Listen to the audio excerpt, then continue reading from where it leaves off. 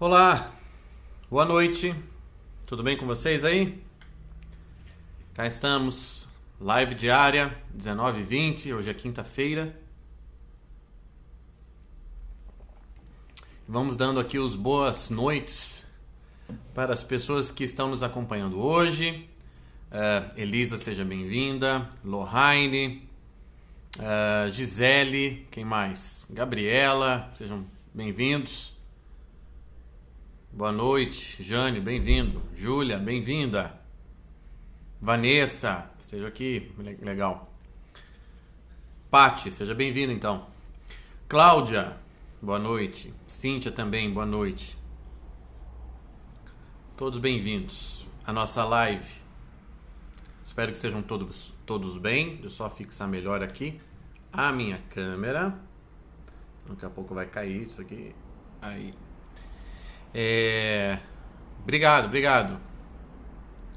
Boa noite. Passou roupa ouvindo as minhas aulas. Que bom. Espero que tenha sido bom. Queridão, obrigado, Gabi, bem-vinda. Eu tô bem, Júlia. E você, tá tudo bem?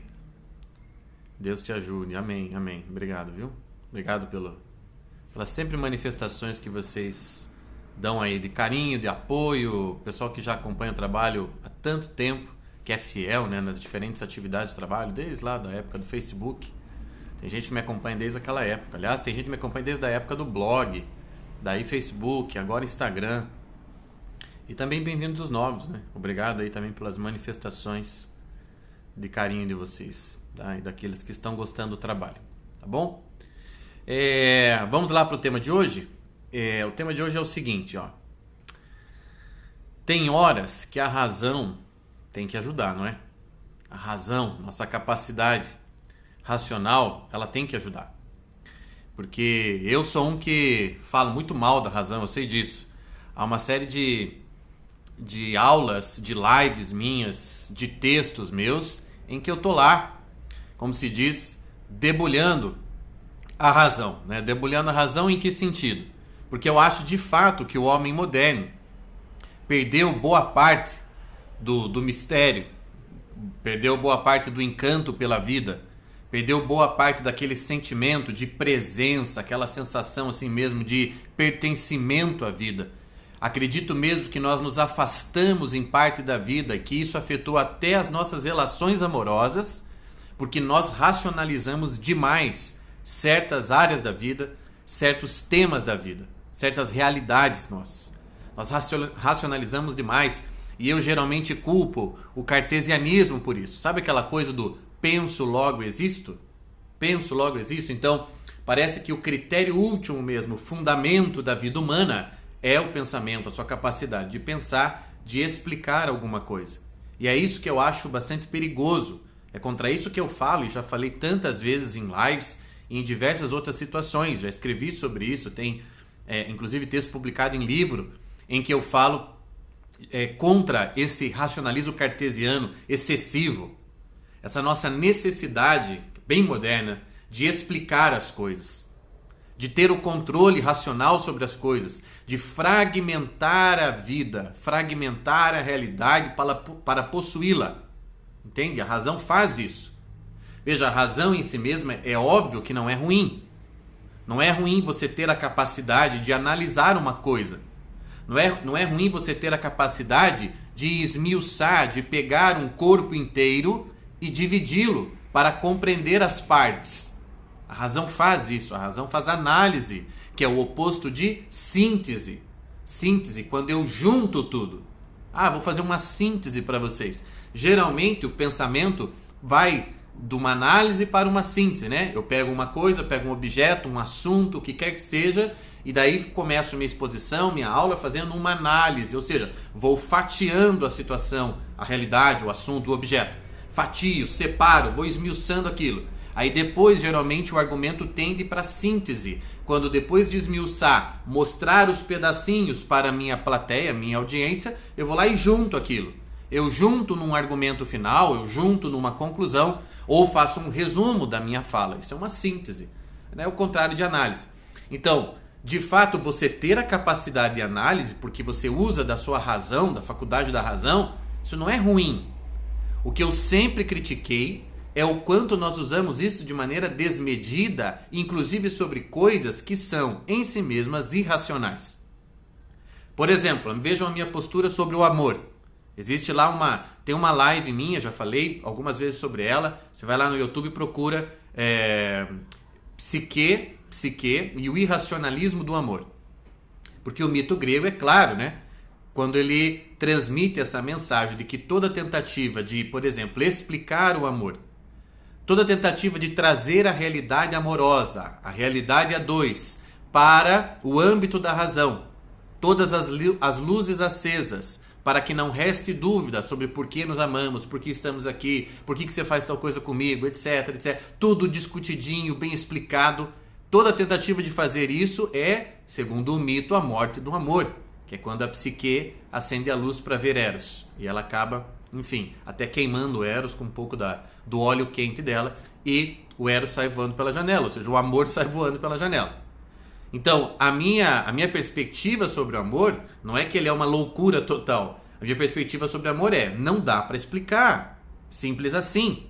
Tudo que a gente fala sobre o amor, tudo que a gente pode querer compreender da realidade amorosa, por exemplo, como filósofo, como escritor, ou como aquele que ama, tudo que a gente pode explicar sobre ele é um pedaço muito menor da realidade amorosa. Eu pergunto para você, você ama o seu pai? Ama sua mãe? Imagino eu que você vai me responder, amo. Aí eu te digo assim, tá bem, explique. E você sabe que toda explicação que você der para esse amor vai ser insuficiente, não vai? Porque a realidade amorosa, ela é tão grande e ela é tão comprometedora dos corações ali envolvidos, das pessoas ali envolvidas, que é óbvio que qualquer explicação vai parecer um desrespeito quase à realidade do amor. É insuficiente. Então, eu venho há anos nessa pegada aqui como professor e escritor, falando que nós não devíamos racionalizar todas essas realidades. Nós devíamos tentar conter um pouquinho o nosso apetite, o nosso afã de racionalismo cartesiano, de, ao invés de viver a vida, viver certas experiências, acolher certas realidades, a gente fica tentando explicá-las para acalmar a razão e não o coração. O homem moderno é aquele que prefere ter a razão acalmada ao invés do coração. Oxalá pudéssemos acalmar os dois, oxalá os dois pudessem estar sempre calminhos. Mas na escolha, se tiver que escolher, no mais das vezes, talvez isso seja mal de escritor, de quem tem um pezinho lá na arte, mas no mais das vezes o coração é melhor que seja acalmado, se comparado à razão. Porque a razão também tem uma outra característica, que é o fato dela nunca estar contente. A razão sempre quer mais. A razão ela sempre quer cutucar mais o objeto para ver se tira mais alguma coisa dali. Entende? Ela não se contenta também com as primeiras respostas. Quem tem, por exemplo, uma mente extremamente científica, voltada para certos tipos de atividade científica, por exemplo, sabe do que eu estou falando. A mente não descansa. Porque quer encontrar mais um senão, mais um talvez, mais uma hipótese, mais uma teoria, quem sabe. Então a mente é isso, ela é inquieta. A mente do homem é inquieta, e que bom que ela é inquieta por uma série de coisas. E que nós podemos desenvolver, inclusive, certos conhecimentos sobre a vida, porque temos essa mente inquieta e nossa capacidade racional. Tudo bem aqui.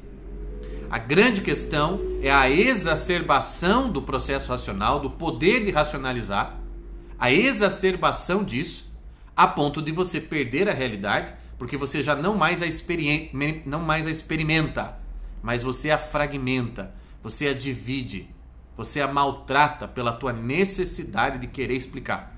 E é por isso que realidades tão magnânimas e misteriosas como a realidade do amor estão tão combalidas, tão enfraquecidas, porque os amantes, aqueles que se dispõem a amar, têm azedado a realidade, têm diminuído a realidade com a sua necessidade de querer explicá-la, ao invés de querer vivê-la, porque não são sinônimos. Viver e explicar não são sinônimos. Ok? Mas eu estava dizendo no começo da live, hoje vou falar aqui de uma coisa boa da razão. E uma coisa boa da razão, um negócio que faz bem, por a gente ser racional, por a gente ser o famoso animal racional, uma coisa boa é justamente em diversos tipos de situações, inclusive em situações que nos machucam, em situações que nos doem, em situações que a gente se vê ali, puxa, em algo que foge um pouco comum, foge um pouco do normal, do que a gente está acostumado, a gente conseguir, com a nossa capacidade de racionalização, dar um passo, 2 passos para trás para enxergar melhor a coisa e não tomar decisões, não ser movido por certos instintos, por certos apetites, por certos vulcões que existem de nós, seja para o bem, seja para o mal. Ou seja, eu estou falando hoje um ponto positivo da razão, que é quando ela, ao entrar em cena, me ajuda a ter serenidade e a avaliar, a ponderar a situação em que eu estou, a ponderar o que está acontecendo comigo, o que eu vou fazer, etc, etc. Deu para entender? Ponderação.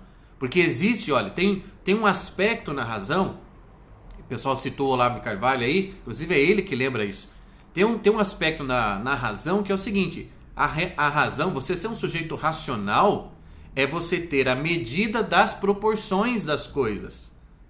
É você não perder a medida das proporções. Sabe aquela coisa, ó, aconteceu um fato aqui comigo e eu vou reagir à altura do fato. Eu não vou reagir nem abaixo, como se o fato não existisse, e não vou reagir nem acima, over histericamente, porque, né, exacerbando, exaltando alguma coisa ali que não é necessária. Eu vou tentar reagir à altura dos fatos. Então, olha só que legal quando você pensa na razão assim. Não como a capacidade de raciocínio pura e simplesmente, de resolver lá uma questão matemática, ou saber quanto você vai pagar de imposto, mas de você pensar na razão como essa nossa capacidade de ponderar e de não perder a medida das coisas. Entende? Não perder a medida das coisas. Ter o que o Olavo chama de senso das proporções. Essa é a maravilha da coisa. O senso das proporções. Então, uma coisa te acontece, uma miríade de vozes dentro de você se levanta, te colocando em desordem, tentando te fazer reagir em relação a uma coisa, aí vem a boa capacidade racional de você parar um segundo, olhar para aquilo e falar, pera lá, eu tenho mesmo que entrar com a carroça e com os bois nisso daqui? Eu tenho mesmo que mergulhar, me jogar, espernear, eu tenho mesmo que comprar a briga aqui, não vou comprar briga, vou entrar, não vou entrar. Vocês estão entendendo? Essa é a hora da capacidade racional. De agir em seu favor. Em seu favor. Então, tem lá uma loucura acontecendo. Vejam aí a pandemia, vejam aí as coisas que acontecem aqui nas redes sociais, vejam aí, olha, o que não falta é exemplo, é fato. Como é que você se coloca diante disso? E como é que você responsavelmente responde, né? Vem aí mesmo sentido, responsabilidade e responder. Como é que você responde, portanto, atua com responsabilidade diante de cada uma dessas situações? Para você nem estar abaixo da situação, entende? Não estar abaixo do tipo assim, deixar que os fatos te engulam, nem você se jogar acima, hipervalorizando, potencializando, exacerbando situações, questões do fato que não merecem aquilo. Não merecem tua energia. Não merecem tua perda de sono. Tá entendendo? Você tem lá, olha, outro exemplo. Sei lá, uma conta para pagar e você tá sem dinheiro naquele dia. Entendeu? E a conta tá para vencer, ou venceu. E você tem que pagar aquela porcaria. E todo mundo sabe, né? Esses dias eu vi um meme. O ser humano é formado de 70% água, 30% boleto. Então assim, você tá lá, então tem uma conta lá e não tem como pagar. Você vai chorar dentro de casa. Você vai ficar lá consternado, prostrado, né, em posição fetal. Você vai fazer escândalo. O que você vai fazer em relação a isso, que é uma realidade, olha, é um imperativo categórico da realidade. Você não tem dinheiro para pagar a conta, ela vai vencer. Ponto. Então, há coisas que de fato, não é que você deixou de reconhecer que ali há um problema, que ali há uma situação que merece a sua atenção, a sua preocupação. Não é isso, mas há coisas que não merecem que você perca o sono, simplesmente. Entende? Que você não perca o sono. Então assim, take it easy, né? Aquela coisa do Feuerstein, sabe? O Ivan Feuerstein, o autor lá daquela pedagogia maravilhosa da modificabilidade cognitiva. Procure isso daí, isso é muito interessante. O Feuerstein dizia isso para os alunos dele. Olha, diante de qualquer problema, lembre do seguinte, ó. Exercite a seguinte coisa. 1 minuto, deixe-me pensar. Então assim, não vamos, colocar a carroça na frente dos bois. Não vamos lidar com certas questões que, por exemplo, que são de foro intelectual. Eu não vou lidar com as minhas vísceras. Entende? Não vou lidar. Uma questão intelectual, uma questão importante. Eu não vou lidar com aquilo com as minhas vísceras. Se eu sou intelectual, eu vou lidar com aquilo como um intelectual. Certo? Eu vou lidar aquilo como um intelectual, já que eu pretendo ser um intelectual. Ou, se eu sou um artista, vou lidar aquilo como um artista. Vou olhar para a pandemia e vou escrever sobre ela como um artista. Qual é o olhar que só o artista pode ter sobre essa pandemia? Se eu tenho um problema na minha família, eu vou lidar com aquilo como um homem de família que eu sou. Eu tenho que responder proporcionalmente ao que está acontecendo. Não perder o senso das proporções. Não perder o senso das proporções. Então ali eu estou sendo pedido, exigido da vida como pai de família. Como é que um pai de família responde isso? Meus filhos lá foram envolvidos numa situação. Meus filhos foram humilhados. Meus filhos aconteceu uma coisa na escola. Como reagir sem ser over? Sem ser histérico? Como é que eu faço para reagir ali como um pai? Como um exemplo de segurança? Como uma presença forte na vida deles? Aconteceu uma coisa no meu trabalho. Aconteceu uma coisa nas minhas redes sociais. Como é que eu reajo? Eu que sou isso, ou sou aquilo, ou sou professor, ou sou advogada, ou sou dentista, ou sou formador de pessoas, sou coach, sou isso. Como eu devo reagir? Entende? Tá aqui a altura da situação, tô eu aqui. E a minha resposta, inclusive emocional, entende? A minha postura diante disso é chamada a ser uma postura proporcional. Sempre conseguiremos? É óbvio que não. Estamos falando aqui de gente, estamos falando de vida, de carne e osso. Estamos falando do que eu falava minutos atrás, dessa composição humana e da vida que é feita também de irracionalidade. Que é feita também das vezes em que nós metemos os pés pelas mãos. Das vezes que nós falamos o que não devíamos ter falado. Das vezes que nós, nos enfiamos numas enrascadas. Das vezes que nós mandamos o chefe a merda. Depois a gente se arrepende. Lembra que está precisando daquilo. Não dá para perder emprego agora. Ou que a gente discute e fala coisas sem pensar para a mulher, para a namorada, para o marido, para o filho, depois ficar com aquela culpa. Olha, isso é parte da vida. Se la vie, isso é parte da vida.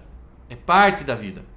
Agora, sempre que possível, e também fruto de um tipo de treinamento e vida interior que você vai cultivar dentro de você, você tente responder proporcionalmente cada uma das situações. Cada uma delas. Eu uma vez conheci uma mulher de já seus 40 anos de idade, portanto não era nenhuma menininha, era pretensamente então uma mulher madura, supostamente, e que estava chorando e muito triste numa reunião de grupo de estudo, porque ela não tinha conseguido escolher a cor do sofá que ela queria na loja. Então ela encomendou um sofá e não veio na cor que ela queria. Então este tipo de situação é que nós precisamos evitar. Eu já gravei até um curso sobre isso que se chama curso Teoria da Regulação Emocional. Procurem isso, também tem lá na obra do Jordan Peterson. Regulação emocional. Outra coisa, vocês que estão chegando aqui na página agora, acompanhem essas minhas aulas sobre o erro de Narciso. Vão ver essas aulas, estão lá no YouTube, já tem 3 aulas gravadas. Vamos pisar no amor próprio e vamos responder à vida ao que a vida pede como resposta. Ao que ela pede. Não vamos desviar o olhar do que importa. Você está entendendo? E aquilo que a gente tiver que fazer, a gente vai fazer. Aquilo que a gente vai responder, a gente vai responder. E vai arcar com a resposta. E vai arcar. Eu, Thiago, aqui, arco com absolutamente tudo que falo e escrevo. Aliás, há muito tempo. Não cheguei ontem nessa vida. Então, nós temos que aprender isso, a ter postura, a ter presença, a responder pelo que fazemos, quando necessário for feito. Quando necessário. Tá? De resto... Olha só aqui o Patrick dizendo: A Júlia criou um grupo no Telegram do Thiago. Que legal. Olha aí, ó. Não sabia disso. Tem o nosso grupo, assim, oficial, aspas, e tem esses outros aí que vocês estão fazendo que, puxa, eu agradeço. Querendo ou não, vocês estão replicando o trabalho, tá? Então é isso, olha, alguém falou que a palavra miséria, é isso, gente, miséria humana, né? Hoje a gente pode ter tido mais um exemplo das misérias humanas, aqui, ali, etc. Pô, é isso, gente. E olha, se eu tô gravando lá o curso Erro de Narciso, é porque a gente tá precisando disso, eu tô precisando disso, vocês estão precisando disso. Ninguém tá fazendo isso aqui no Instagram. Vamos pegar o livro do Lavelli, vamos lá, capítulo a capítulo, parágrafo a parágrafo, pra gente aprender a pisar mesmo no nosso ego. Afinal, nós estamos aqui mesmo em rede social, onde a coisa mais fácil de acontecer é inflar o ego. E quando a gente infla o ego, pode saber, perdemos o senso das proporções. Perdemos o senso das proporções. E é preciso recuperá-la. Seja homem, seja mulher, responder ao que acontece como deve ser respondido. Nem para mais, nem para menos, porque senão você se desordena, você se desregula por dentro. Você se desregula, ok? O pessoal está dizendo que é hora de divulgar o grupo. Simon, você é do mesmo grupo da Júlia? Aproveita e divulga teu grupo aqui. Pronto. Divulga seu grupo. Atenção, aproveita a live. Qual é a do grupo aí? Vocês têm grupo no WhatsApp, no Telegram? Ó, a Júlia está perguntando. Qual é o nome do grupo? Pronto, vamos se ajudar, gente. Vamos se ajudar. A pisar mesmo no nosso amor próprio, a crescer juntos. Nós estamos aqui para isso. Vai lá. Qual é o nome do grupo aí? Fala para a Júlia. Para o pessoal procurar, não sei se os grupos são todos no Telegram ou se tem grupo do WhatsApp também. É o mesmo grupo da Júlia, é um grupo só. Então, como é que é o nome do grupo? É só isso que eu estou perguntando. Ah, Comunidade do Thiago. É isso? Ou procura Júlia Cananda. Tá aí, ó, Júlia Cananda. Tá bom? Procura por ela lá, formar um grupo. Amanhã, inclusive, eu mando áudio no nosso grupo do Telegram. Ok? Pessoal, o recado de hoje era esse. Muitíssimo obrigado pela participação, pela audiência, pelo respeito com que vocês me tratam. Os que estão aqui são sempre muito respeitosos, né? Sempre tratando a coisa. Enfim, fico muito feliz. Obviamente não mereço, às vezes, todo o carinho, tudo que vocês falam. Isso anima a gente a seguir em frente aqui, né? Há dias bons, há dias menos bons, mas a gente faz o que tem que ser feito. Seguimos aqui. Nascemos para isso, continuaremos fazendo isso. Ok? Muitíssimo obrigado, mais uma vez. Bom finalzinho de noite. Amanhã, 19h20, estou aqui de novo. Tá? Tchau, tchau.